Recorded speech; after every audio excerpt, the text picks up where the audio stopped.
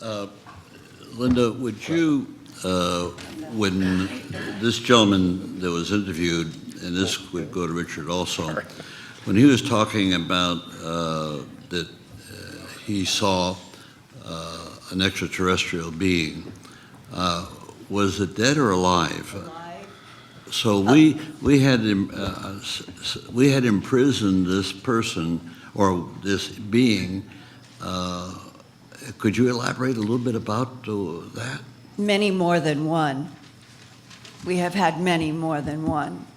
In this particular case, this was at Area 51 inside of the Papoose Mountain. If you look at a map, the inside of the Papoose Mountain at Area 51 is an installation, multi-leveled, hidden by the Papoose Mountain. Many people have leaked to me and to others about working there. And in there are offices, as we would recognize as offices, and his CIA boss and the man in the film and a couple of others were taken to one of these offices where there was a one-way. On the other side, I don't know, because it's his point of view. Was it a mirror or was it a reflective glass? But nevertheless, the man you just heard was standing on this side of the glass looking at his boss in the room with, I believe it was 2 others. And then the gray alien was dressed in something like they had tried to make it look sort of American.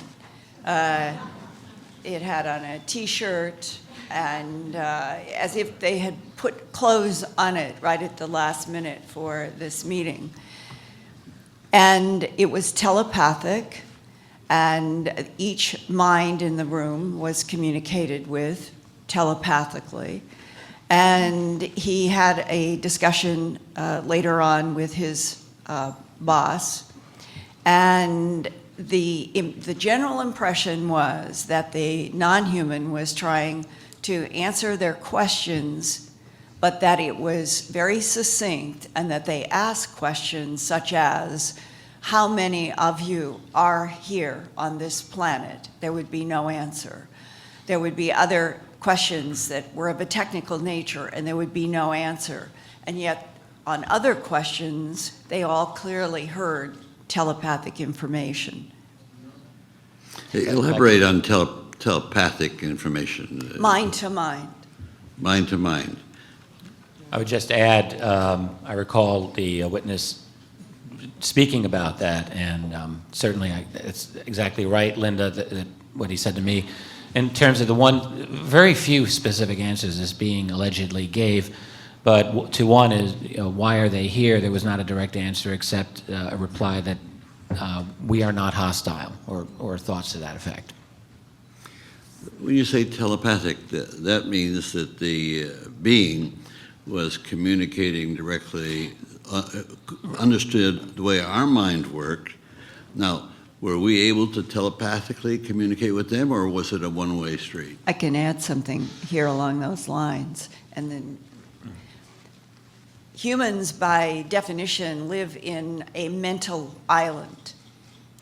And we're dealing with intelligences that not only can place thoughts, images, movies, symbols directly into human minds very easily, they simultaneously upload information from human minds. And I have had the experience of talking with a man who was working for the Central Intelligence Agency when he had an interaction with one of these beings. There have been many, sir. And that his whole mission was to have the experience of the upload-download telepathically with a being under a completely non-threatening, totally organized fashion.